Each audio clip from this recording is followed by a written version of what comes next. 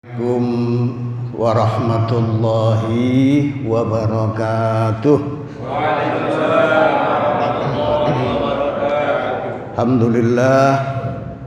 Alhamdulillahilladzi waqafah wassalatu wassalamu ala rasulillahi mujtaba sayyidina Muhammadin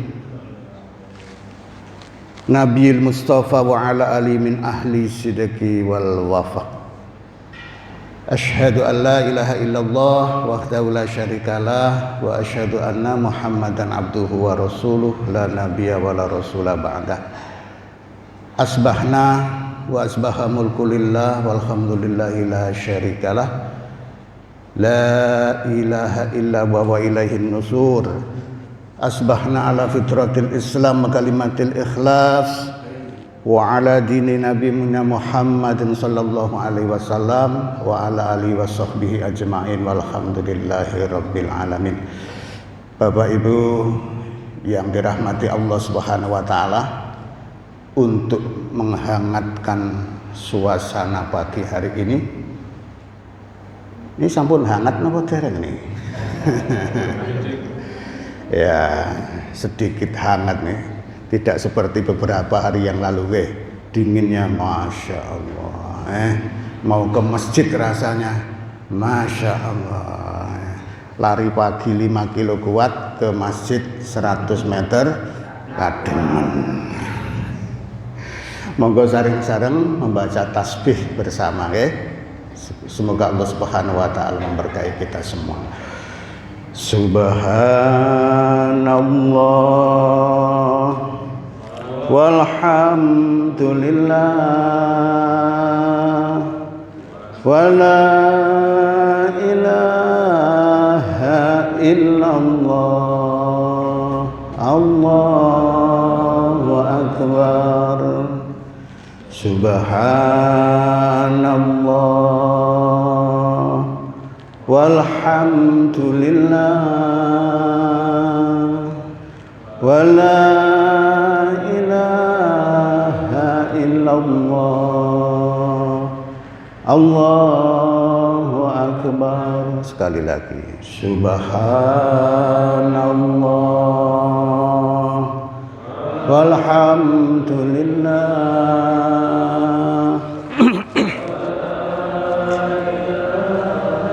la illallah Allahu akbar. Alhamdulillah. Sudah hangat, Bu? Belum? Nah, nanti ada pecel sama apa itu, soto apa lebih hangat lagi nanti. Bapak Ibu yang dirahmati Allah Subhanahu wa taala, alhamdulillah, puji syukur kepada Allah Subhanahu wa taala. Ini kalau melihat bapak-bapak ini, saudara-saudara, ibu-ibu, subhanallah, saya jadi semangat lagi. Saya jadi kayak lebih muda. Tapi memang kelihatan masih muda ya.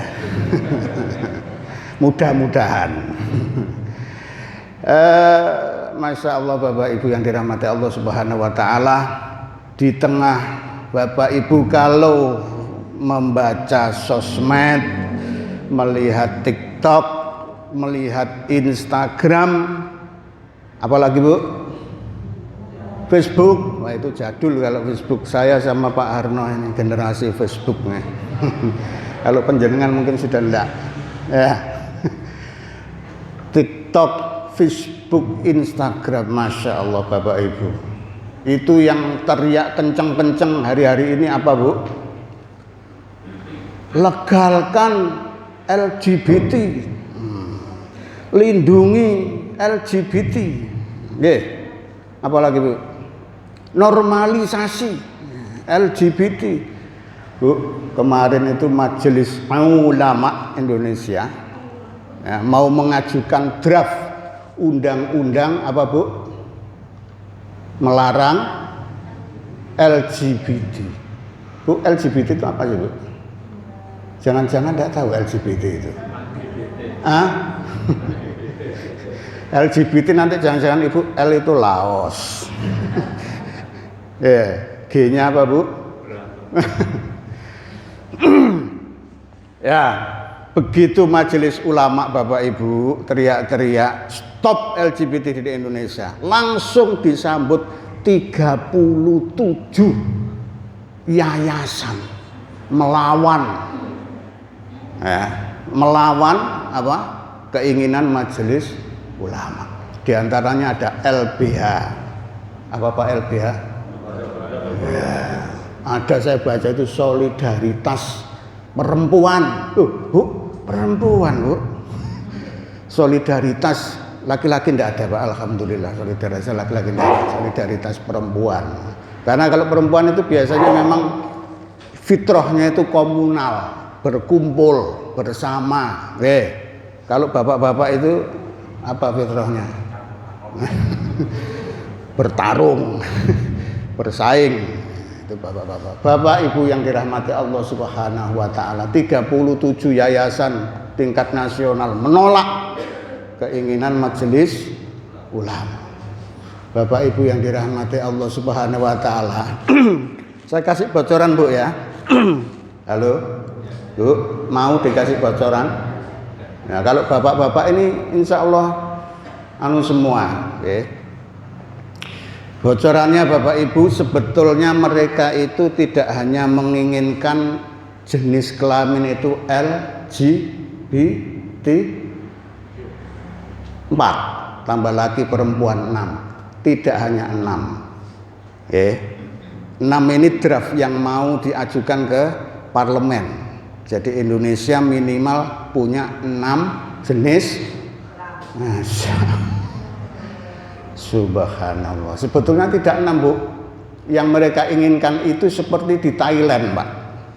Ini Pak Ali yang sudah pernah ke Thailand. Loh, kemarin kemana itu? Oh, Taiwan. Wong kacek titik island karo wan. Jadi yang mereka inginkan itu bukan hanya 6 jenis kelamin, Bu. Berapa? 18 jenis kelamin. Subhanallah. Dan meri-meri jenis kelamin pinter, Pak.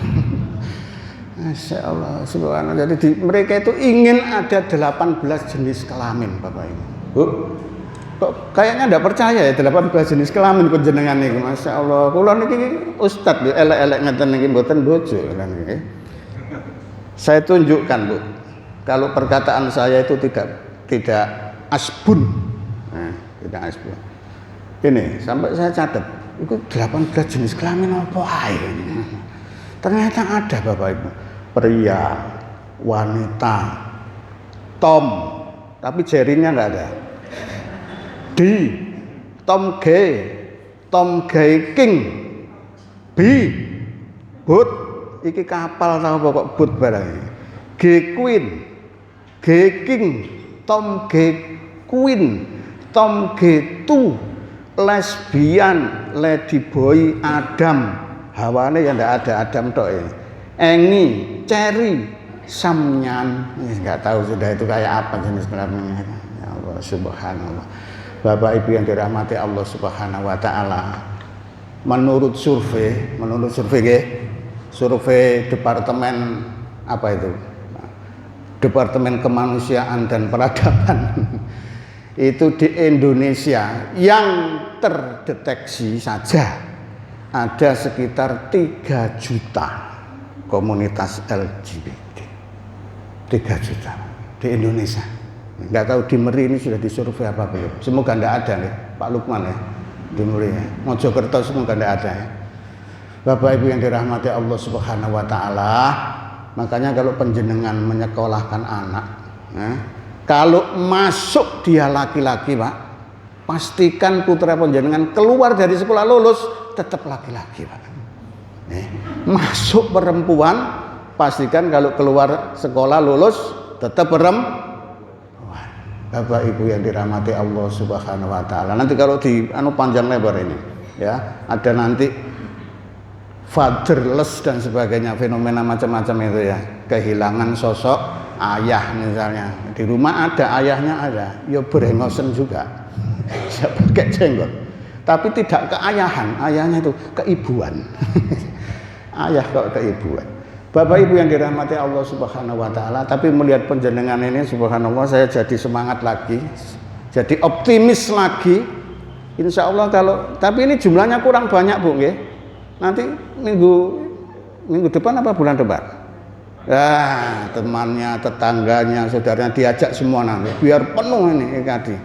Jangan khawatir, ini Pak Harno sudah siap. Kalau penuh tidak cukup nanti dibangun lagi ke sananya. Nggih Pak Harno nggih. Bapak Ibu yang dirahmati Allah Subhanahu wa taala, saya optimis yang kedua, panjenengan ini orang Mojokerto. Asli, ada yang buatan Mojokerto?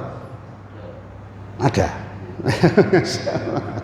Tapi sudah di Mojokerto kan nggih. Jadi ya, khususnya yang di Mojokerto, saya ingin bicara ini betul-betul dari hati ke hati dengan panjenengan yang asli orang Mojokerto ini. Karena Mojokerto itu dulu punjernya Nusantara. Nggih napa nggih? Ya, dulu ada kerajaan bau besar di sini namanya Mojopahit ya.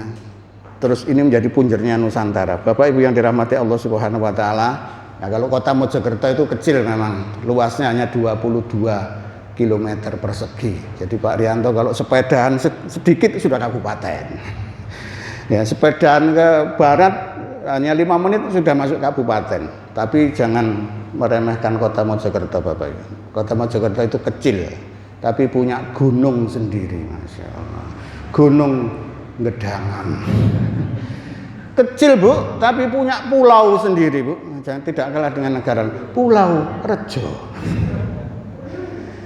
Bapak Ibu yang dirahmati Allah Subhanahu wa taala, Mojokerto insya Allah semoga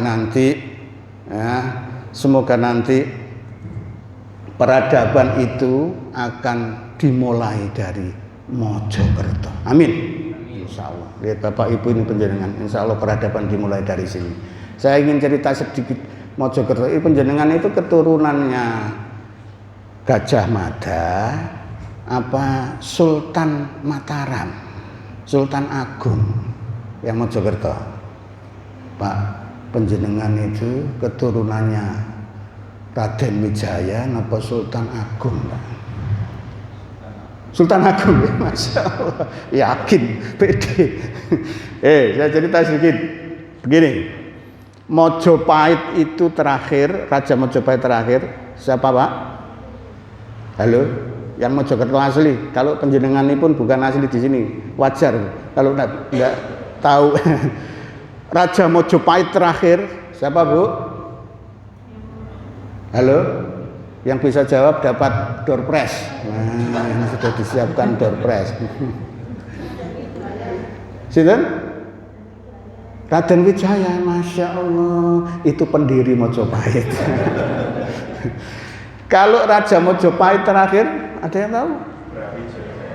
Ya, Masya Allah, ini beliau pakar sejarah kayaknya memang. Jadi Raja Mojopahit terakhir itu Wirabumi atau Raden Brawijaya, Prabu Brawijaya, khususnya Brawijaya kelima, gelarnya itu Brawijaya.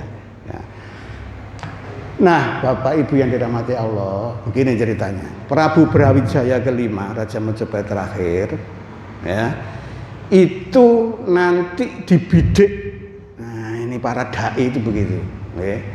Para orang-orang soleh, orang-orang yang bergerak di dalam dakwah itu harus mampu memetakan, oh ini harus didekati, oh bapak itu punya ini dan itu punya potensi, harus kita dekati, oh bapak itu harus kita tarik ke dalam barisan dakwah Islam, gerakan kebangkitan Islam, kebangkitan umat. Prabu Brawijaya kelima, nah, itu sudah dibidik oleh seorang ulama besar dari Tiongkok. Dari mana Bu? Tiongkok. Namanya Bong Sui Ho. Nah, siapa Pak namanya? Bong Sui Ho. Yang kemudian nanti diberi gelar Sunan Ampel. Di mana makamnya Pak? Di Surabaya, di Masjid Ampel. Okay. Sunan Ampel ini aslinya bernama siapa? Bong Sui Ho, asli orang Tiongkok. Nah, beliau putranya Ibrahim Samarkandi, asli Samarkand tapi lama di Tiongkok. Nah, kemudian punya anak diberi nama Bong Suwiho, ini Sunan Ampel. Nah, kemudian diberi gelar Sunan Ampel. Nah, Sunan Ampel ini nanti punya istri namanya Gede Manila, juga sama dari Cina juga, namanya Gede Manila. Putranya seorang ulama namanya Gan Engcu. Siapa Pak?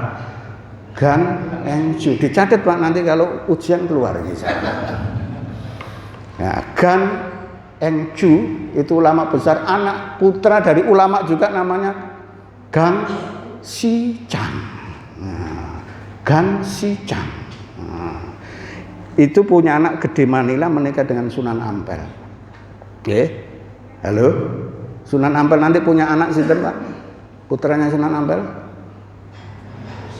Sunan Bonang atau Makdum Ibrahim. Nama Cinanya Bong Ang. Nah, Bong Ang, makanya namanya terus beri gelar Sunan Bonang. Itu dari bahasa Cina, yang diberi nama Bong Ang. Bapaknya Bong Suwiho, punya anak Bong Ang. Nah, kemudian dikenal dengan Sunan Bonang, begitu saja. Orang Jawa kan lidahnya agak sulit ya, ngomong Bong Ang. Kalau Jawa Mojopahit itu, nah itu pintar. Toko-toko di Mojopahit nih, Bong Ang, hanya sinio, tak bilangi. Ya, bahasa Jawa campur enggak karu-karuan sama mereka. Bapak Ibu yang dirahmati Allah, Sunan Ampel ini membidik sinten tadi? Prabu Brawijaya kelima. Ini Raja Mojopahit harus diislah, ditaslim agar nanti Nusantara menjadi Islam seutuhnya. Nah, caranya Bapak Ibu, mboten kok didakwahi, Raja Brawijaya, qala Allah Ta'ala, innallaha malika. Tidak seperti itu. Qala Rasulullah sallallahu alaihi wasallam, mboten. Caranya terus pundi? Caranya Sunan Ampel ini punya murid akhwat, kados ibu-ibu ngene jilbabnya rapi, salatnya khusyuk, taat, ya, saged baca Jurumiyah, saged hafal Alfiyah dan sebagainya, Namanya dari Cina juga. Dari Cina juga. Kalau Cina itu kan biasanya kulitnya lebih, ya, tidak terlalu gelap begitu ya, seperti kulit kita. Kalau Cina kelihatan lebih terang begitulah. Nama muslimat ini, ya, santri perempuan ini, ada yang tahu namanya? Dapat door prize Bu. Namanya Xiu Banji. Nah, karena Cina Bu, namanya Xiu Banji. Ini seorang santriwati yang dididik oleh Sunan Ampel, ditarbiyah oleh Sunan Ampel. Jadi tiap minggu itu datang di PUD-nya Sunan Ampel, datang tuh ya, nyatet begitu, ya, apa yang disampaikan dicatat, dihafal dan sebagainya, diamalkan. Namanya Xiu Banji. Xiu Banji ini putri seorang apa kalau namanya dulu itu ya, saudagar atau ya, ini bekas pejabatnya Panglima Cheng Ho, ya, Kaisar Ming itu punya jenderal namanya Cheng Ho, dulu pernah ke sini bawa ribuan saudagar Muslim, ya, Jenderal Cheng Ho itu Muslim. Nah, terus salah satu pejabatnya ditinggalkan di sini namanya Ma Hongfu. Nah, Ma Hongfu ini punya putri namanya Xiu Banji, dipondokkan ke Sunan Ampel atau Bong Suwiho. Dinikahkan Xiu Banji ini dengan sinten wau? Prabu Brawijaya. Terus Gus Bahak. Ini juga menjadi perdebatan. Karena waktu itu Brawijaya masih belum Muslim. Tapi ini ijtihad luar biasa dari Sunan Ampel. Dinikahkan untuk apa? Untuk agar nanti Brawijaya ini menjadi mu'allaf, ya, karena menikah dengan Xiu Banji. Karena mungkin tradisinya dulu begitu. Jadi raja-raja itu kalau punya istri solihah dan sebagainya itu terus bisa tertarik katut, Ya, mungkin begitu. Sunan Ampel akhirnya berijtihad seperti itu. Ya, kata Gus Bak, tapi ya iku wali sing ngelakoni, ojo dibahas. Akhirnya menikah Syubansi dengan siapa tadi? Prabu Brawijaya V. Lahirlah putra laki-laki Bapak Ibu, ya, diberi nama Pangeran Jinbun. Pangeran Jinbun artinya pemuda pemberani. Pemuda pemberani. Ini nanti sama dengan namanya penakluk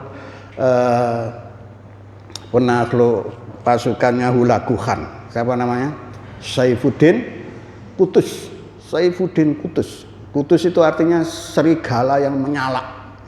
Serigala yang menyala. Saifuddin Kutus nanti di perang Ain Jalut. Perang Ain Jalut. Nah, siapa tadi? Pangeran Jin, pemuda pemberani.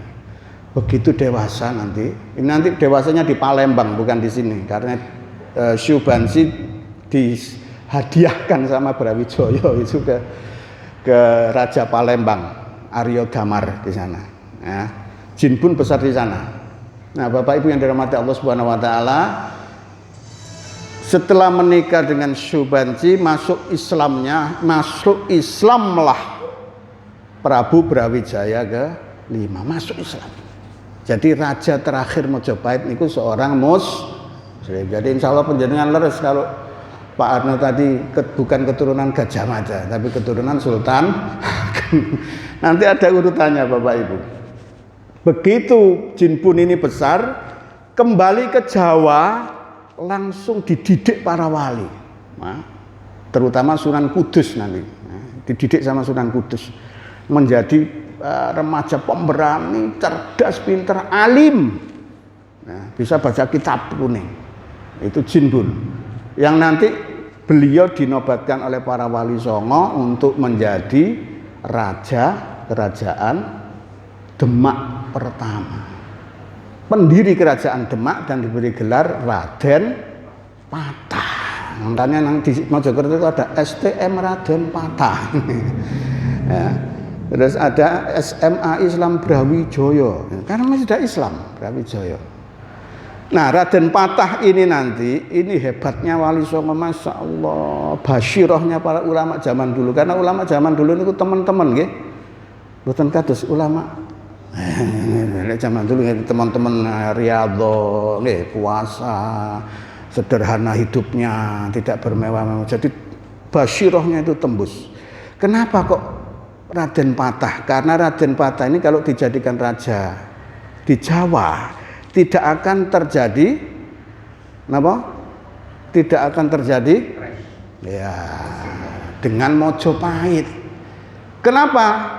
Karena Mojopahit tahu kalau Raden Patah ini adalah darah birunya raja kerajaan Mojopahit. Dia adalah putra mahkota dari Prabu Brawijaya. Makanya tidak ada penentangan dari Mojopahit sama sekali. Karena yang menjadi raja Islam pertama di Jawa itu keturunan raja-raja Mojopahit. Ini hebatnya para wali songo itu, subhanallah, sudah ditoto semuanya. Sehingga semut, ya, tidak terjadi pergolakan, tidak terjadi macam-macam. Nah, Bapak Ibu, begitu siapa tadi? Jinbun atau Raden Patah menjadi raja pertama Demak Bintoro, Mojopahit terjadi geger perang saudara antara Brawijaya ke-5 sama ponakannya sendiri Wikramawardhana yang ingin merebut kekuasaan Mojo. Terjadi perang besar yang dikenal dengan perang Paregreg yang membuat Mojopahit begitu lemah Mojopahit, datang Raden Patah sama Sunan Kudus, tidak pakai perang karena Mojopahit sudah habis perang saudara. Begitu datang, ayah, loh anakku, kata Brawijaya. Bagaimana ini sudah kita akuisisi saja ya, akuisisi saja Mojopahit.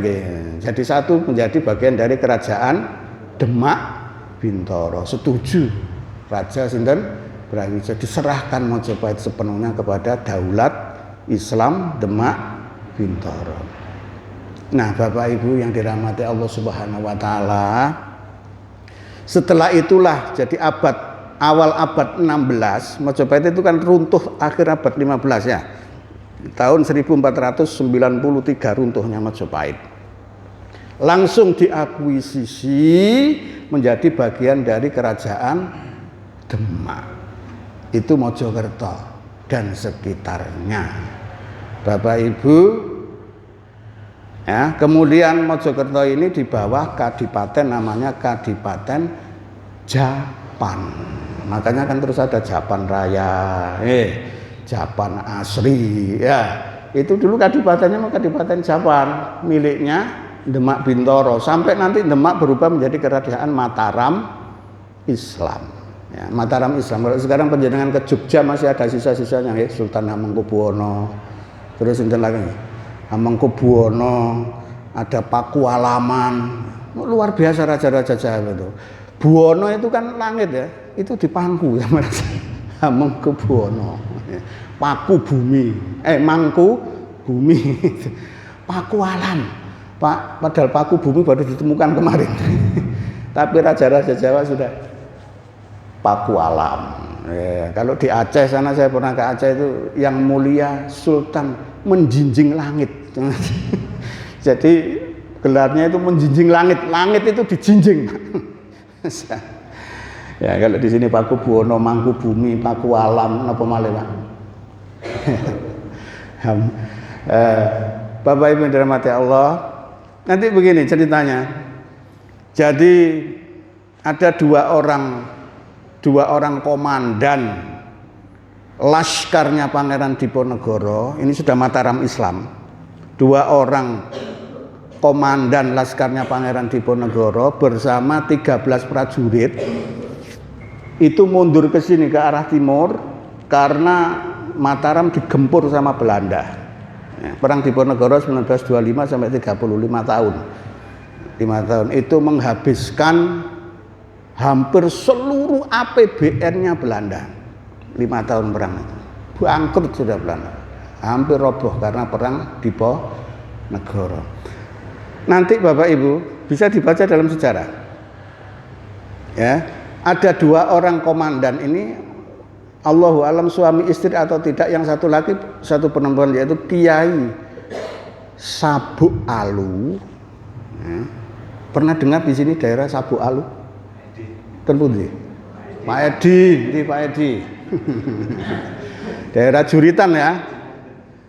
Kiai Sabuk Alu sama Nyai Cinde Amoh namanya. Cinde Amoh. Nah, di situ ada, depan SMP 3 itu ada Jalan Cinde. Betul di situ ada makamnya Bu Nyai Cinde. Malah diberi gelar Cinde Amoh karena selendangnya itu Amoh. Amoh itu bahasa Inggris, Pak. Bahasa Inggris Amoh itu, kalau bahasa Merinya ya Memet. Bu Nyai Cinde Amoh sama Kiai Sabuk Alu itu merepet ke sini, ke timur. Ya, karena digempur sama Belanda, merepet ke timur sama 13 prajuritnya, nanti dimakamkan di dekat rumahnya Ustadz Fendi ini, di daerah Kemasan itu. Ya, Mbah Jemat dan sebagainya. Bapak Ibu, Kiai Sabuk Alu sama Mbah Nyai Cinde ini kemudian membuka TPQ, ya, pondok pesantren sederhana, mengajari orang-orang Mojokerto belajar Islam. Sebetulnya sudah Islam, sudah Mataram, tapi diperkuat lagi sama gerakan dakwah yang dipelopori Mbah Kiai Sabuk Alu sama Mbah Nyai Cinde. Tambah kokohlah Islam di sini. Bukti terkuat sampai sekarang masih ada bahwa Mojokerto ini di bawah Mataram Islam, itu tata letak pemerintahan itu di sini mengikuti sistem tata letak yang dibikin oleh Mataram Islam, yang dikenal dengan Catur Gatra Tunggal. Ya, Catur Gatra Tunggal itu apa, Pak? Ada ya, 4 titik yang menjadi sentral dari seluruh kekuasaan. 4 titik itu apa? Itu sudah digariskan di sistem pemerintahan Mataram Islam. Mulai sana, mulai Jawa bagian barat sampai timur. Nah, itu nanti akan sama. Coba penjenengan perhatikan. 4 catur gatra tunggal itu ada 4, yaitu masjid agung, ya, alun-alun, depannya itu alun-alun, depannya lagi kantor pemerintahan, sampingnya pasar. Itu catur gatra tunggal. Di semua tempat daerah Jawa yang menjadi bagian dari kekuasaan Mataram Islam pasti penjenengan temui itu. Di kota Madiun, Ngawi, mana lagi Sragen, Solo, Yogyakarta, semuanya yang dibawa pengaruh Mataram Islam mesti mengikuti alur pola catur gatra tunggal. Apa itu, Pak? Masjid, alun-alun, kantor pemerintahan, pasar. Kalau di sini pasarnya yang mana? Mojopahit itu. Jalan Mojopahit itu pasarnya. Jadi mesti itu sudah. Itu tandanya ciri bahwa di situ di bawah naungan kerajaan Mataram Islam. Nah, itu. Jadi di Mbah Sabu Alu sama Mbah Nyai Cinde tadi ke sini, makanya ada daerah kecamatan yang dikenal dengan kecamatan Prajurit Kulon. Kok enggak Prajurit Wetan? Karena prajurit ini prajurit Mataram yang asalnya dari Kulon, mana Kulon? Sana. Dari Kulon, dari barat, dari Jawa Tengah. Dibawa ke sini. Maka dikenal dengan prajurit Kulon. Asalnya dari situ Pak Ali ya. Diingat-ingat nanti kalau keluar pertanyaan prajurit Kulon dari mana? Ini guru sejarah Mojokerto aja belum tentu tahu juga seperti ini. Kalau enggak ngaji di IKAD enggak tahu gitu ya. Ilmu seperti ini ya. Penjenengan saja mungkin juga baru tahu sekarang ini. Nah, maka sering-sering ngaji ke IKAD Bapak Ibu. Nah, untuk apa ini kami sampaikan? Biar penjenengan lebih percaya diri lagi bahwa penjenengan itu keturunan prajurit laskarnya Pangeran Diponegoro. Itu seorang pahlawan yang luar biasa yang gambarnya dulu waktu kita SD, SMP dipampang di kelas-kelas kita. Pangeran Diponegoro itu 5 tahun perang dengan Belanda. Belanda itu menghabiskan uang 20 juta gulden. Itu seluruh APBN Belanda. Ya, kalau dipakai perang Diponegoro habis semua, tidak tersisa. APBN-nya Belanda itu untuk biaya perang dengan Diponegoro. Makanya terus ampun-ampun, gencatan senjata, ceasefire gitu ya. Kayak Amerika dengan Iran sekarang ini. Begitu uangnya habis, tidak bisa membiayai perang, sudah cukuplah. Cukup. Kita sudah sama-sama itunya, cukuplah kata Amerika. Padahal maksudnya itu, ya dia sudah tidak mampu lagi membiayai perangnya. Bapak Ibu yang dirahmati Allah Subhanahu Wa Taala. Jadi itu ya, kalau penjenengan ditanya sama saudara, sama tetangga, keturunannya sopo sampean Mbak Mas, aku keturunannya Sultan Agung. Jadi Mataram tuh mulai ujung barat sana, ujung barat Pulau Jawa sampai ujung timur itu Mataram Islam. Nanti ke Jakarta Pak, pernah ya?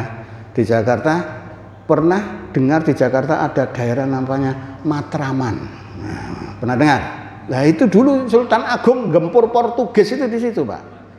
Pasukannya itu ditempatkan di Matraman itu. Pasukannya Sultan Agung gempur Portugis di Sunda Kelapa itu di situ.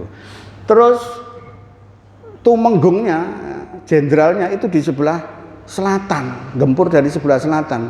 Tumenggung Wiroguna. Makanya di situ di sebelah selatan Jakarta ada namanya Jakarta Selatan itu Ragunan. Ya, tahu daerah Ragunan ya. Nah, itu dulu Tumenggung Wiroguna di sana. Pasukannya ditempatkan di selatan, Sultan Agung di sebelah barat, itu daerah Matraman itu. Ya, jadi di Mataram kan semua, Masya Allah. Bapak Ibu yang rahmati Allah Subhanahu Wa Taala, ini baru mukadimah, belum materi. Iki jam piro mari ini. Baik Bapak Ibu. Ini kayaknya lebih penting kalau hijrah penjenengan sudah hafal kayaknya ya, masalah hijrah. Ini masalah Mojokerto, Masya Allah. Ini perlu kita imani. bagian dari keimanan keislaman kita. Baik Bapak Ibu yang dirahmati Allah Subhanahu wa taala, kembali ke masuk ke materi kita yang inti, nanti tidak panjang, 15 menit Pak Adi nggih. Sampai jam 7:04. Apa sampai jam 9? Nggih. Sampai enten mriki kula tak wangsul. Bapak Ibu yang dirahmati Allah Subhanahu wa taala, hijrahnya Nabi sallallahu alaihi wasallam karena ini masih bulan Muharram ya, salah satu bulan yang disucikan Allah Subhanahu wa taala. Asyhurul Hurum. Bulan haram itu, bulan suci itu ada 4. Asyhurul Hurum. Satu bulan suci itu ada 4. Satu bulan bulan suci itu ada 4. Satu bulan, halo Bu, bulan suci ada 4. Satu bulan Asyhurul Hurum. Bulan berurutan, ayo berurutan. Dzulqa'dah, terus Dzulhijjah. Disebut hijjah karena ada haji ya. Terus Muharram. Syawal duduk, bukan Syawal. Syawal itu bulannya panganan ya, bukan jajan-jajan dan sebagainya ya. Bulannya opor ya. Jadi Dzulqa'dah, Dzulhijjah, Muharram. Tandanya kalau di sini Dzulhijjah itu apa tandanya Dzulhijjah itu? Bukan, Dzulhijjah itu di sini itu loh. Manten, sunat, apa malih? Ya, acara-acara itu Dzulhijjah, Masya Allah, undangan itu Bu, satu hari bisa 5. Bisa jadi esok awan suruh masuk ngombe obat pokoknya. Undangan sehari itu kalau Dzulhijjah. Tandanya Muharram, begitu masuk Muharram, loh kok kan undangan balas ini Muharram itu. Enggak tahu orang Jawa itu kalau Muharram terus tutup Bu, kantor-kantor KUA tutup kabeh. Jadi ya kepala-kepala KUA wis maca koran, gak ono undangan, gak ono apa sih. Enggak ada orang Jawa berani mantu bulan Muharram, enggak tahu padahal itu bulan suci nggih. Tapi kok kan meri enten bulan Muharram ada undangan ngoten Pak? Enggak ada. Kepala KUA kadang yang bingung. Iya budal kan enggak budal. Enggak ya, kalau kepala KUA enggak terpengaruh itu, nggih. Cuman kok gak undangan belas ya gitu. Alhamdulillah. Sama dengan saya. Alhamdulillah. Baik, ini hijrahnya Nabi sallallahu alaihi wasallam. Ya. Loh, satu lagi tadi bulan Muharram kurang satu bulan suci. Bulan bukan, Ramadan bukan bulan suci. Ramadan bukan bulan suci. Rajab. Dzulqa'dah, Dzulhijjah, Muharram, Rajab. Ramadan apa bulan suci? Bukan. Ramadan bukan bulan suci. Yang bulan suci itu 4. Loh, Ramadan bulan apa? Ya bulan Ramadan. Ramadan itu Nabi menyebut syahrun azimun mubarakun, bulan yang sangat agung, sangat besar Ramadan. Tidak disebut bulan suci. Mila klintu lek panjenengan kita sambut bulan suci. Bukan. Kalau nyambut bulan suci itu bulan Muharram, itu bulan suci. Baik. Bapak Ibu, itu nanti menjadi pertanda berubahnya tahun ya, karena bulan Muharram itu bulan pertama dalam penanggalan Hijriah. Ya. Hijrahnya Nabi Shallallahu alaihi wasallam itu terjadi pada bulan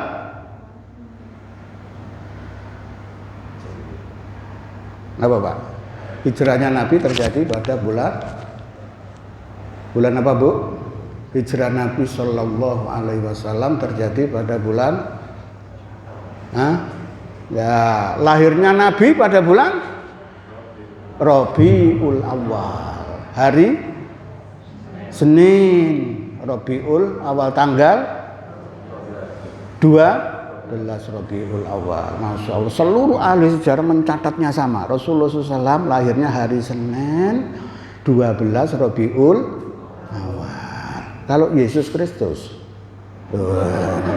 karo tadi ini apa gak ngerti tanggal biru gak ngerti gak jelas. Tapi Rasulullah jelas seluruh ahli sejarah nulisnya semua sama. Panjenengan beli kitab di toko Salam atau beli kitab di Gramedia sama. Karangan sirahnya siapa saja sama di seluruh dunia nulisnya hari Senin 12 Rabiul Awal itu Rasulullah Shallallahu Alaihi Wasallam. Tidak bakal keliru harinya. Pak, istri penjenengan lahirnya tanggal pinten? Pak Urip tanggal pinten Pak istrinya?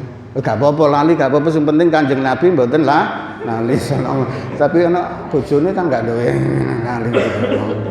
Ya, kadang tanggal pernikahan saja lupa, Masya Allah. Menikah mau pisan, toy pisan, lali pisan. Apa mana pindo? Tidak boleh Ibu ya. Bapak Ibu yang dirahmati Allah Subhanahu Wa Taala. Jadi kisah hijrahnya Nabi ini Shallallahu Alaihi Wasallam ini seluruhnya, hampir seluruhnya kisah hijrah Nabi ini adalah ada dua peristiwa, yaitu ujian dan mukjizat. Apa Pak? Ujian dan mukjizat. Ini kisah hijrah Nabi Sallallahu Alaihi Wasallam. Baik, kita percepat. Nah, Nabi Sallallahu Alaihi Wasallam itu diperintahkan hijrah sama Allah Subhanahu Wa Taala.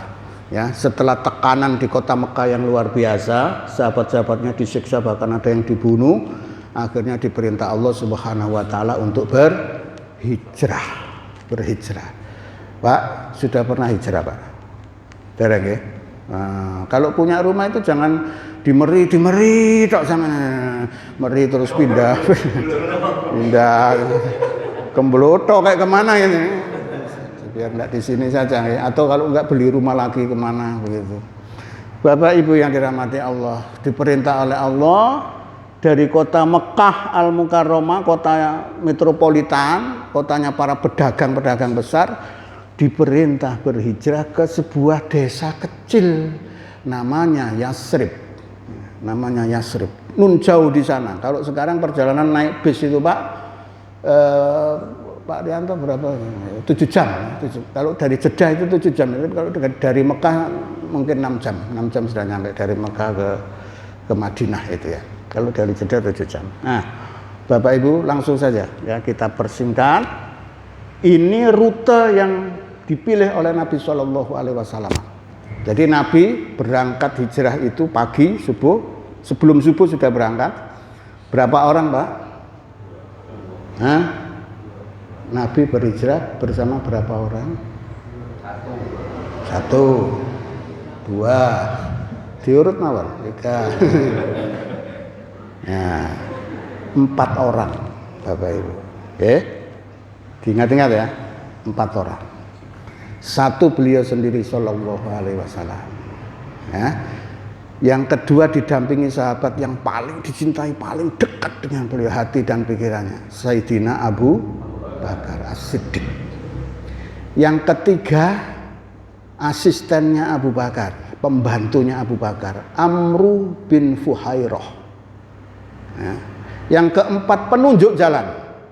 Ya, kalau sekarang ya dari Grab lah ya, pesen Grabnya Mas Nadim itu ya. Seorang musyrik namanya Abdullah ibnu Uraikid. Abdullah ibnu Uraikid ini seorang penunjuk jalan yang paling top di kota Mekah. Ya, jadi dulu kan tidak ada Google Map, nggih. Terus dari mana mereka tahu Medina Mekah yang 7 jam itu lamanya kalau naik bis? Kalau perjalanan kaki Rasulullah itu menempuh jalan kalau tidak berhenti sekitar 8 hari 8 malam. 8 hari 8 malam jalan kaki itu ya. Abdullah ibnu Uraikid ini hafal sekali jazirah itu. Dari mana? Cuma mencium bau kotoran unta saja.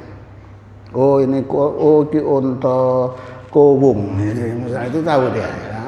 Enggak ono unta nang kowung kayak sapi ada kalau sapinya Mbah Sadeni misalnya. Ya, jadi dicium saja. Oh ini kurma Madinah. Oh ini kurma Khaybar. Oh ini kurma, itu tahu. Gitu. Abdullah ibnu Uraikid. Belum ada map, tapi dia lebih cerdas daripada map.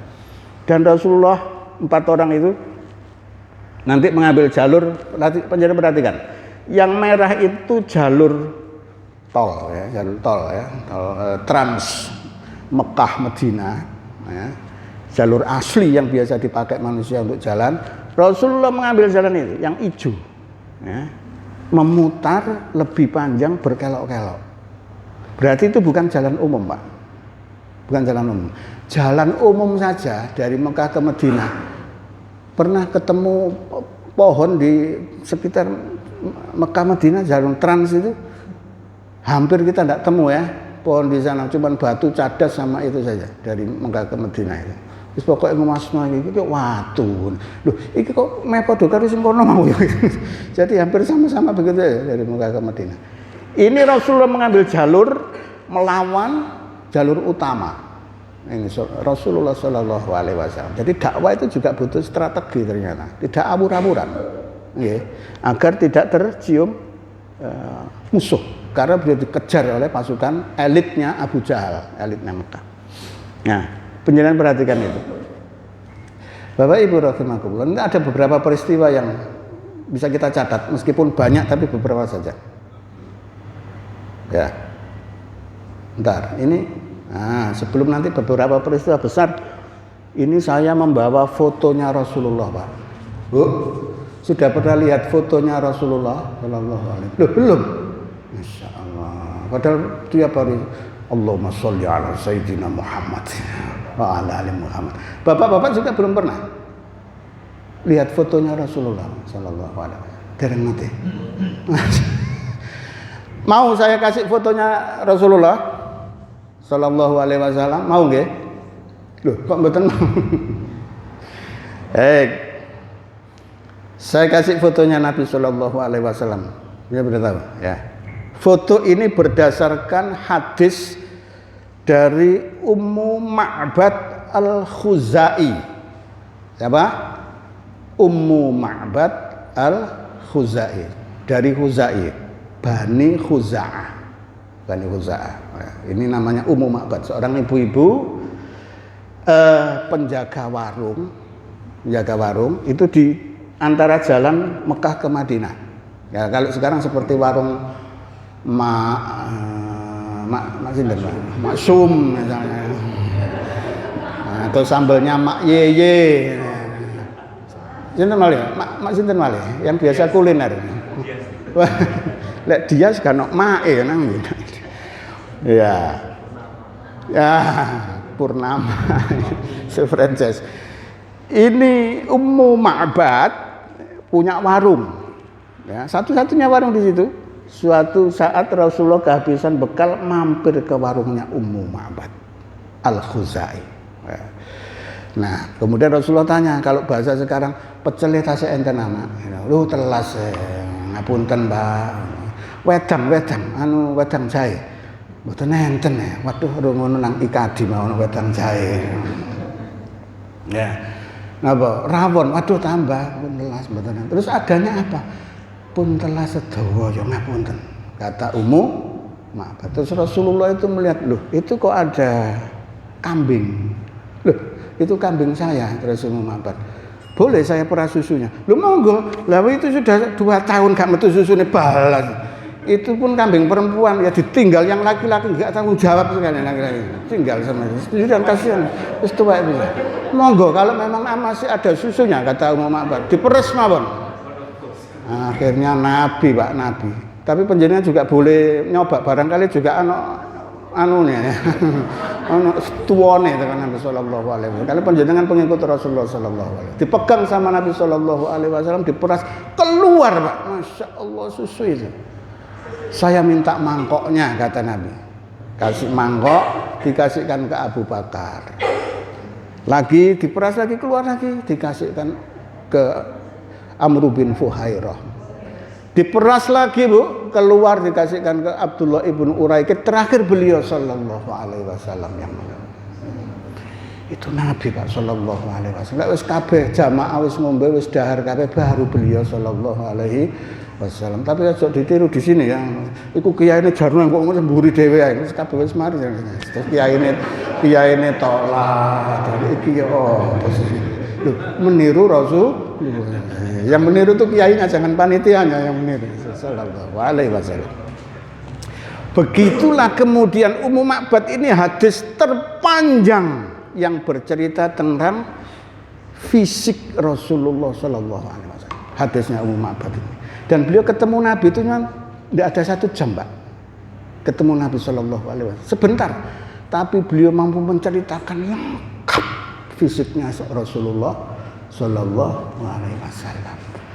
Ada timba yang lebih besar, kata Nabi, wonten. Nah, dikasih timba, diperas lagi susu sampai penuh. Ini untuk kamu, suami dan anak-anakmu. Masya Allah, itu mukjizat Nabi Shallallahu Alaihi Wasallam. Gimana ceritanya Ummu Ma'bad? Nah, ini ceritanya Ummu Ma'bad. Ummu Ma'bad berkata, nah, aku melihat seorang pria yang wajahnya bercahaya, bersinar, cerah, bersih dan mulia. Tidak terlalu kurus dan tidak terlalu gemuk kayak sapa ndongene ya kira-kira. Beliau tampan dan ideal. Oh, enggak ada kalau di sini ya. Warna hitam pekat pada matanya. Sampai matanya itu Ummu Ma'bad itu bisa tahu kan. Terpesona saking ininya mukjizat tubuhnya Nabi Shallallahu Alaihi Wasallam. Ya, bulu matanya panjang, suaranya merdu dan indah, lehernya panjang, janggutnya lebat, alisnya panjang, melengkung, dan hampir menyatu. Jadi alisnya itu hampir tepung karena saking melengkungnya Nabi Shallallahu Alaihi Wasallam. Ketika ia diam, kata Ummu Ma'bad, ia tampak penuh wibawa. Nah, dan ketika berbicara, ia memancarkan keagungan dan keelokan. Dari kejauhan ia adalah orang yang paling mempesona dan menawan. Dari dekat ia adalah orang yang paling jelas dan indah. Ucapannya manis, jelas dan tegas. Tidak terlalu sedikit dan tidak terlalu berlebihan. Ya tidak mingkem juwer kalau orang Mojokerto mengatakan, ya gak cerewet, tidak juga ya. Jadi beliau itu setengah-tengah, sedang-sedang saja. Itu Rasulullah SAW. Seolah-olah kata-katanya seperti butiran mutiara yang teratur keluar satu persatu, kayak membaca buku, Bapak Ibu. Ya, kayak membaca. Jadi tidak ada yang diucapkan kecuali semua daging semua istilahnya sekarang. Tinggi badannya sedang, tidak terlalu tinggi sehingga mengesankan menjulang, dan tidak terlalu pendek sehingga diremehkan oleh mata. Nah, tidak terlalu tinggi, terus ngomong, enggak ya Rasulullah, tidak, atau enggak ya Rasulullah, enggak juga. Jadi biasa-biasa saja. Orang itu yoga dana, yoga itu. Itu Rasulullah Shallallahu Alaihi Wasallam. Seperti dahan di antara 2 dahan, ia tampak paling segar dan menawan di antara mereka bertiga. Serta paling mulia dalam kedudukannya. Ia selalu dikelilingi oleh para sahabatnya yang setia. Jika ia bicara, mereka mendengarkan dengan penuh perhatian. Dan jika ia memberi perintah, segera melaksanakan dengan sikap. Ia dihormati dan dilayani, tidak pernah bermuka masam, kata-katanya selalu benar serta terbebas dari kebatilan. Ya. Suaminya terus takon, ini Rasulullah sudah pamit, suaminya datang. Demi Allah istriku, ia adalah yang dicari oleh orang Quraisy. Ya, disebutkan perkaranya di Mekah. Sungguh aku ingin menyertainya dan pasti aku akan melakukannya jika aku menemukan jalan untuk itu. Ini tanggapan Abu Ma'bad. Jadi sudah seperti skripsi ya. Ummu Ma'bad tadi mendeskripsikan Nabi Shallallahu Alaihi Wasallam. Ketemu sebentar. Ya, tapi langsung bisa mendeskripsikan diri beliau. Nah, seperti orang kalau ketemu kita, Pak nggih, ketemu kita sebenarnya terus besok ketemu, Bu, panjenengan sinten nggih? Masyaallah, wingi mari ketemu nang pengajian wis lali. Ya, kalau Nabi tidak, tapi diingat-ingat ya. Itu mukjizat Nabi Shallallahu Alaihi Wasallam. Nah, seterusnya ini. Nah, baik. Kok sudah jam sekian ini, sudah terlewat banyak. Saya ambilkan Gua Sur, sudah tahu ceritanya mungkin penjenengan terkait Gua Sur. Ini saja salah satu peristiwa pengejaran Nabi, dikejar oleh begundal Quraisy namanya Suraqah bin Malik ya. Karena Abu Jahal mengatakan siapa yang bisa menangkap Muhammad hidup dan mati 100 ekor unta. 100 ekor unta. Kalau sekarang unta tidak ada di sini ya, adanya di Ngoro sana nggih, mboten nenten mriki. Kalau di sini ya Nmax begitu. 100 Nmax berangkat pasti nggih. Ya, berangkat. Suraqah bin Malik mengejar Nabi, Begitu dekat tinggal 10 kilometer, 10 meter kudanya tertekuk kakinya, jatuh Suraka, glundung. Bangkit lagi. Begitu tinggal 10 meter kakinya tertekuk lagi kudanya, jatuh glundung, jelungup. Sampai 3 kali sampai akhirnya Suraka, "Wahai Muhammad, unzuri, intazir." Muhammad, tunggu. Baru Nabi menoleh, "Ada apa?" "Wallahi saya itu penunggang kuda paling jago. Jangankan jatuh, kepleset saja tidak pernah saya. Ini saya mengejar kamu, 3 kali saya jengkuk." Bahasa orang merining apa? Jelung. Ya, kalau bahasa Inggrisnya the losor gitu ya. 3 kali Muhammad. Saya yakin kamu pasti dilindungi oleh sesuatu yang sangat kuat. Saya tidak tahu itu. Muhammad, saya taslim kepadamu. Saya percaya kamu pasti seorang nabi. Apa jawab Nabi? "Wahai Suraka, baik, kamu saya kasih tugas. Gimana, wahai Muhammad? Nanti kalau orang Quraisy tanya, Muhammad lewat mana? Kamu bilang saya lewat sana." Nah, jadi boleh 3 kondisi, 3 tempat boleh berbohong. Salah satunya adalah dalam situasi perang. Jadi Nabi Muhammad Rasulullah lewat Jalan Brawijaya, Waran lewat Mojopahit. Cek keselik. Boleh. 3 tempat boleh berbohong. Salah satunya dalam perang dan kepada istri. Ya, Pak Rianta boleh berbohong kepada istri, boleh ya. Berbohong kepada istri. Maksudnya bagaimana? Ya, bagaimana masakanku hari ini, masakanku ya. Masya Allah, nikmat. Kamu belum pernah masak seperti ini, Bu. Masya Allah. Ternyata kasinan. Belum pernah masak seperti ini nikmatnya. Ya, Masya Allah. Boleh berbohong seperti itu, ya. Boleh. Begitu Suraka bin Malik mendekat Nabi, apa kata Nabi? "Suraka, kamu nanti ya, akan memakai mahkotanya Kaisar Persia." Loh, lawang Nabi ini baru diusir dari Mekah ke Madinah, sudah mengatakan akan menaklukkan Persia. Persia itu sekarang ibaratnya China sekarang itu. Kalau Romawi itu Amerika, kalau Persia itu Cina. Itu apa ya, masuk akal. Mas Wisnu, nanti kamu tahun depan menduduki kursinya si Jinping. Iki ngomong apa? Ustadz Capo apa saja diundang mana itu urusan si Jinping barang itu ya. Tidak masuk akal. Tapi Nabi mengatakan, "Suraka, kamu nanti akan memakai apa? Mahkotanya Kaisar." Betul. 10 tahun kemudian Persia ditaklukkan zaman Sayyidina Umar bin Khattab di perang Qadisiyah. Perang Qadisiyah, kalah Persia itu negara sangat besar kayak Cina sekarang ditumbangkan oleh kekuatan kaum muslimin yang tidak banyak jumlahnya, tapi orang beriman semuanya. Dicari sama Sa'ad bin Abi Waqqas Panglima. "Aina Suraka? Aina Suraka? Mana Suraka?" Suraka bin Malik. "Ini Suraka. Sini, tak. Ada apa wahai Panglima?" Ini apa? Mahkotanya Kaisar. Pakai mahkotanya. Wah, sudah Suraka langsung selfie Bapak Ibu. Masyaallah. Kirim di share kemana-mana. Memakai ini nubuatnya Nabi Shallallahu Alaihi Wasallam. Suraka bin Malik. Makanya kalau ada ustadz, kiai, murabbi, ya, guru penjenengan terus mengatakan kamu nanti menjadi wali kota Mojokerto, jangan terus kok ngabur, jangan begitu. Amin ya Allah, amin. Meskipun ya rada gak percaya, gak apa-apa, amin. Yakini saja. Ya, jangan turung-turung guru apa ngawur ngomong gitu. Insya Allah bicaranya ulama, ya, guru-guru yang soleh itu ya, dikabul sama Allah Subhanahu wa Ta'ala. Semoga ini nanti semuanya menjadi ahli surga, ahli jannah. Punya anak-anak yang soleh-solehah, suami istri yang soleh-solehah, mendapat rezeki yang banyak dan barokah, berangkat ke tanah suci, melaksanakan ibadah haji dan umroh, ketemu dengan Nabi Sallallahu Alaihi Wasallam. Amin ya rabbal alamin. Saya tutup yang terakhir. Yang terakhir.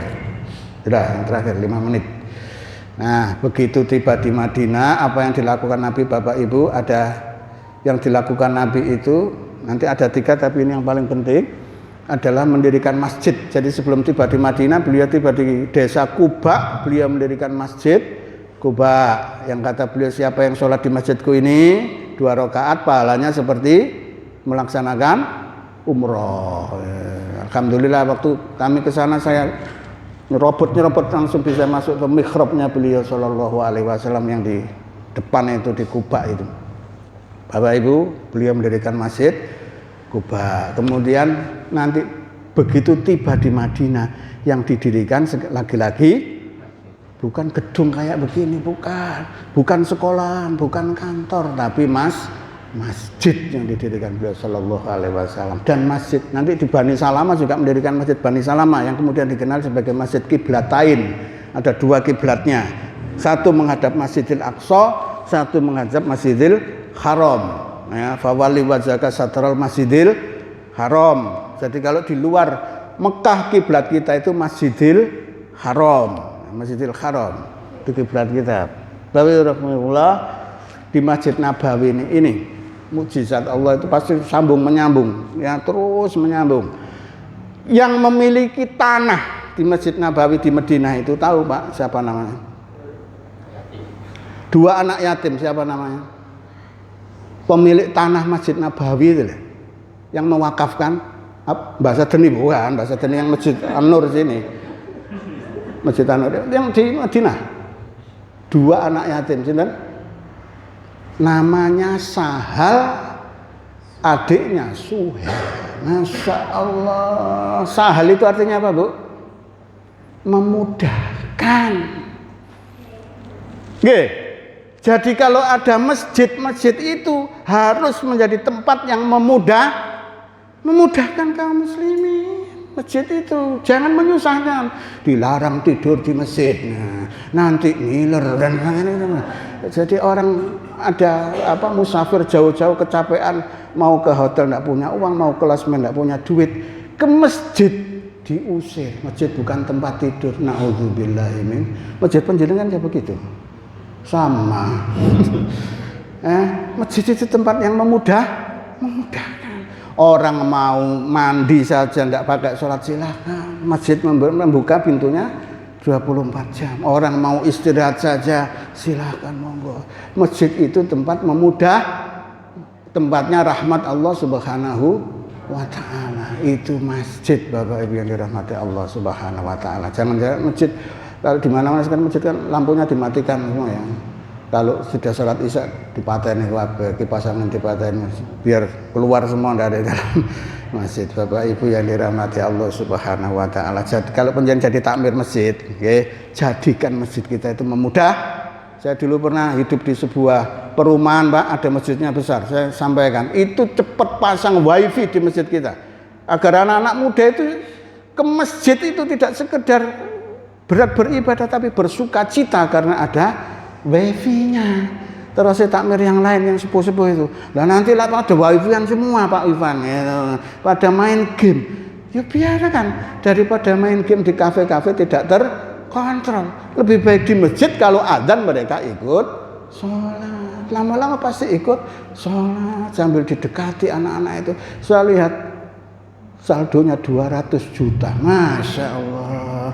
Masang wifi tidak mampu Bapak Ibu yang rahmati Allah Subhanahu wa taala. Ada di Turki itu masjid Bapak Ibu. Di Turki itu ada masjid.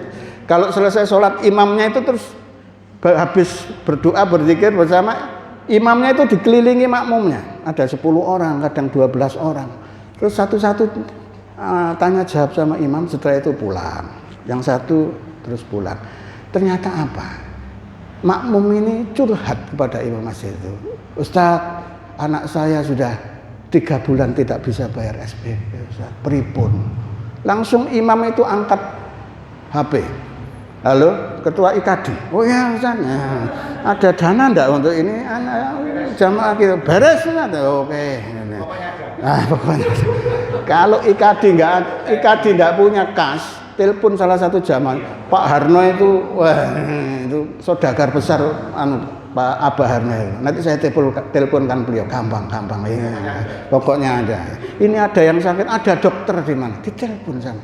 Jadi imam masjid itu hubungannya tidak hanya sama jamaah, sama lembaga sosial, sama pejabat kota, semua dia punya hubungan.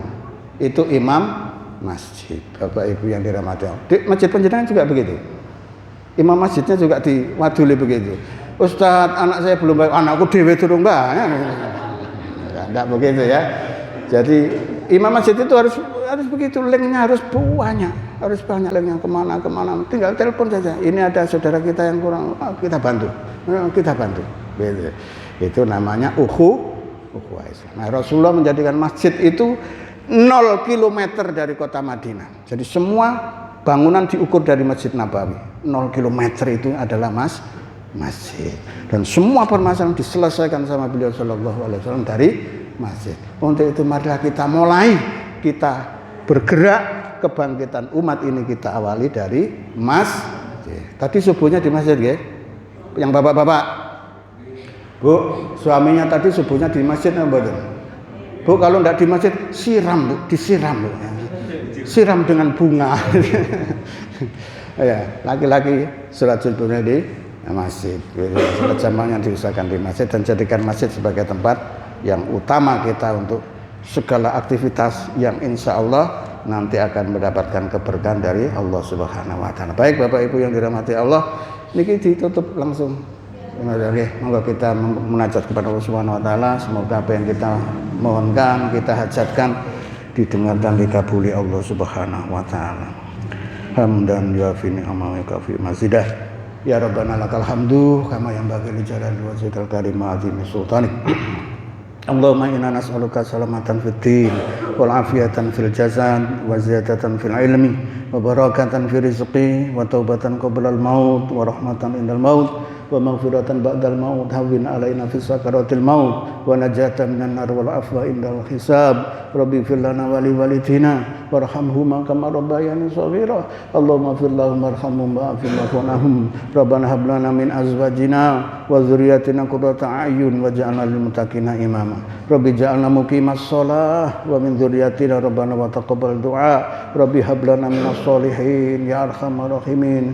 Allahumma ja'al khaira umri akhirahu wa khaira amali khawatimahu wa khaira ayyami yauma alqaka fi. Rabbana atina fid dunya hasanah wa fil akhirati hasanah wa qina adzabannar. Wa sallallahu ala sayyidina Muhammadin nabiyil karim wa ala alihi wa sahbihi ajmain. Alhamdulillahirabbil alamin. Billahi taufiq wal hidayah wa ridha wal inayah wa afu minkum wallahu muwaffiq ila aqwamit thoriq. Assalamualaikum warahmatullahi wabarakatuh.